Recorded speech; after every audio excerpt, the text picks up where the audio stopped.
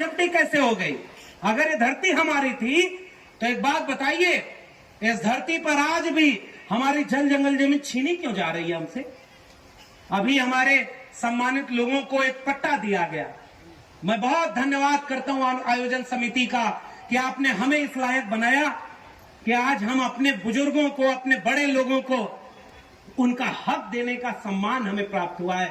आपके सम्मान से हम सम्मानित होकर के लौटेंगे और जाएंगे उत्तर प्रदेश और दिल्ली वालों को बताएंगे कि देखो दिल्ली वालों, उत्तर प्रदेश वालों, झारखंड बिहार वालों, तमाम दक्षिण भारत के लोगों, इस दुनिया और देश में हमारे जैसे ही लोग देश दुनिया में रह रहे हैं, जिनको मंदिर मस्जिद के झगड़े से कोई मतलब नहीं, उनकी भी जरूरत है शिक्षा, स्वास्थ्य, रोजगार की, पढ़ाई, कमाई, दवाई की और अपने हक हुकूक की। इसलिए किसी भी ऐसे झगड़े में मत जाना जो आपके बच्चों का भविष्य बर्बाद करे। आओ मिलजुल करके एक ऐसा भारत बनाए जिसमें आप भी खुश हों और हम भी खुश हों। ये पैगाम मैं आपसे लेकर के जाऊंगा और देश और दुनिया के लोगों को बताऊंगा कि हमने एक ही चीज हिम्मत का पाई है। यहाँ पे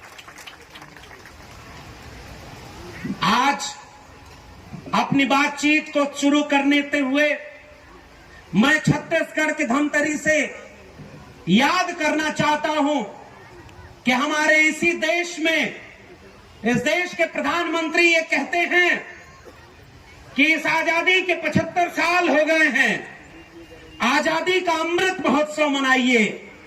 लाखों करोड़ों रुपए का बजट इस पर बनाया गया है।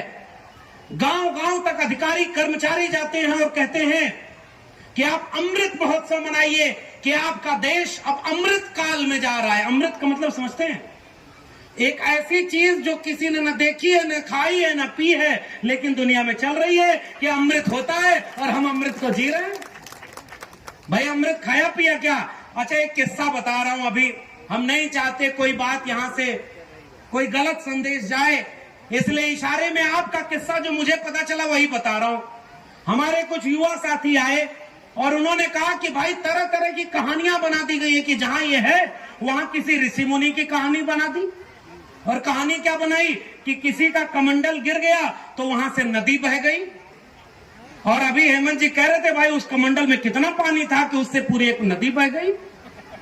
ये तो आपका किस्सा, मैं तो उसमें कुछ कह भी नहीं रहा। इसका मतलब क्या है? इसका मतलब यह है कि कुछ किस्से ऐसे होते हैं जो आपको मानसिक रूप से गुलाम बनाने के लिए आपके बीच में छोड़ दिए जाते हैं। ये गुलामी का प्रतीक है। हमारे यहां ज्योतिबा फूले एक नायक हुए। 2-3 छोटा छोटा किस्सा सुना रहा हूं और आज का सबसे जरूरी और पहला पैगाम आपके बीच में देना जा रहा हूं। हम क्यों कहते हैं शिक्षा जरूरी है? कल्पना करिए अगर मैं पढ़ा लिखा न होता, मेरे घर वालों ने मुझे पढ़ाया न होता, मैं स्कूल न गया होता, मैं डिग्री कॉलेज और यूनिवर्सिटी में पढ़ाई न किया होता, तो क्या आप मेरा इतना सम्मान करते? क्या हमने पढ़ाई की तब ना आप हमारा सम्मान कर रहे? अगर हम पढ़ाई करके समझदारी की बात ना करते तो आप हमारा अपने बीच में क्यों बुलाते? भाई यहाँ के आयोजक मंडल अपने यहाँ के किसी बड़े नेता को बुलाते, वो आकर दोनों बाहें फैलाकर कहता कि हम आपके साथ हैं, चाहो आपको इतना चंदा दे दिया, इतना अधिकार दे दिया, और यहाँ से जाए और वहां रायपुर और दिल्ली में बैठ करके आपका हक बदलने का कहे कि अब पैसा कानून यहाँ लागू नहीं होगा, अब हम समान नागरिक संहिता ले आएंगे, यूसीसी ले आएंगे, और आप हाय तौबा कहे कि अरे भाई जिस नेता को हमने सम्मान दिया उसको जब कुर्सी पर बैठाया तो हमारे बच्चों का भविष्य बर्बाद कर दिया। फिर बताओ इस कार्यक्रम का क्या महत्व होता? चंदा आपको खूब मिल जाता लेकिन आपके बच्चों का भविष्य छीन लिया जाता। ऐसा होता है कि नहीं होता है? इसलिए आपने हमें बुलाया कि हो सकता है कोई ऐसी बात हो जो यहां से ये आवाम जाए अपने गांव में तो जागरूक हो जाए, सजग हो जाए कि उसके बच्चों का भविष्य कोई छीन न ले, और जो उसके बच्चों का भविष्य छीन रहा है उसको पहचान ले और उसको न वोट दे न नोट दे, ताकि वो कमजोर हो और उसके बच्चे के लिए एक नवा छत्तीसगढ़ और एक नया भारत बने, जिसमें उसका बच्चा अगर 50 साल बाद अपने बच्चे, अपने पिता को याद करे तो वो ये ना कहे कि तुम्हारे पुरखे लायक थे तो तब तो तुम आदिवासी दिवस मनाते थे, और तुम कितने नालायक थे कि तुम्हारे सामने हमारी जल जंगल जमीन छीन ली गई, तुम्हारे सामने हमारा आरक्षण छीन लिया गया, तुम्हारे सामने यूसीसी लागू करके हमारी प्राकृतिक प्रथा को हमसे छीन लिया गया, तुम्हारे सामने हमारे पुरखे हमारे लोगों के ऊपर कोई पेशाब कर गया तुम्हारे सामने जब महिलाओं को, हमारे परिवार की महिलाओं को नंगा घुमाया गया, तब तुम क्या कर रहे थे? मैं सीना तान के कहूंगा कि जिस समय मणिपुर में हमारे परिवार की महिला को नंगा घुमाया गया, मैं छत्तीसगढ़ में खड़े होकर इस देश के प्रधानमंत्री और मणिपुर के मुख्यमंत्री की निंदा कर रहा था कि उसने हमारे परिवार की महिला के साथ छेड़खानी की है।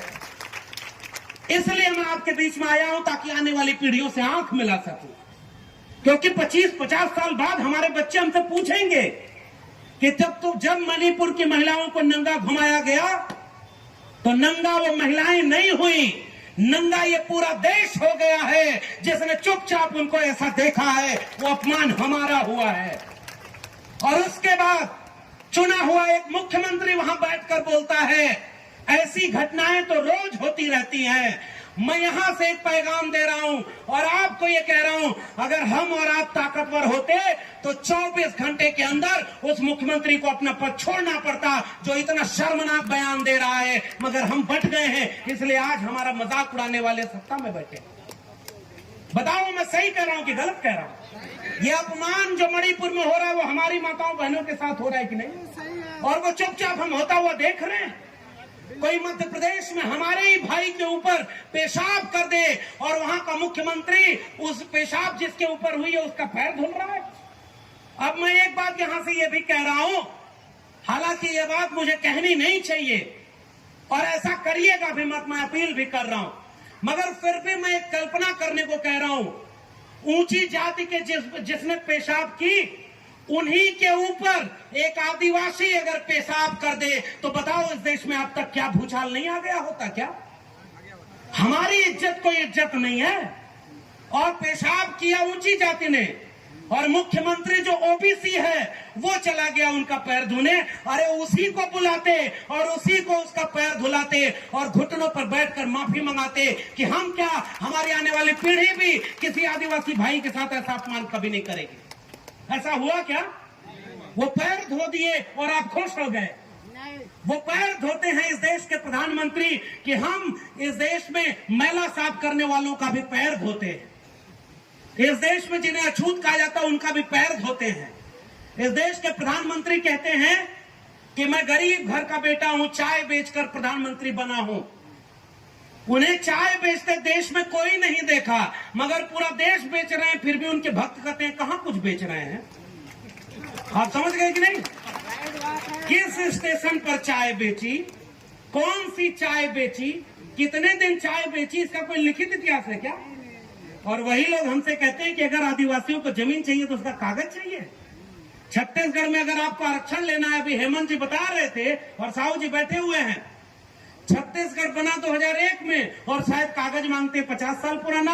अरे भाई, जब इस देश के मूल वहां के रहने वालों को अपनी जमीन चाहिए तो तुम कागज मांगते हो, और जब तुम्हें हम कहते हैं कि प्रधानमंत्री अपनी डिग्री दिखाओ तो हमें फेक डिग्री दिखा देते हो, झूठी डिग्री दिखा देते हो। बताओ ये धोखा हमारे साथ हो रहा है कि नहीं?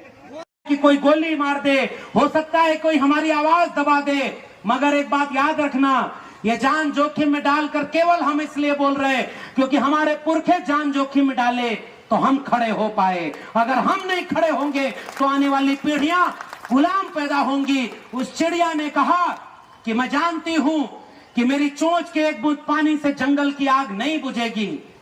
मैं जानती हूं कि ये आग बहुत बड़ी है और मेरे चोंच से नहीं बुझेगी, मगर जब इस देश में इस बात का हिसाब किया जाएगा कि जब मंदिर मस्जिद के नाम पर, मणिपुर मेवात के नाम पर, पेशा कानून न लागू करने के नाम पर, बस्तर में आदिवासियों को मार देने के नाम पर, हसदेव के जंगलों को लूट लेने के नाम पर, खनिज संसाधनों को खत्म कर देने के नाम पर, आपके पेशा कानून को न लागू होने के नाम पर, यूसीसी थोप देने के नाम पर पूरे देश में जो आग लगाई जा रही थी, जब इस आग का इतिहास लिखा जाएगा तो मेरा नाम आग लगाने वालों में नहीं, आग बुझाने वालों में शामिल होगा। जय भीम, जय मंडल, इंकलाब जिंदाबाद, जय भीम, जोहार, उल गुलाम जिंदाबाद।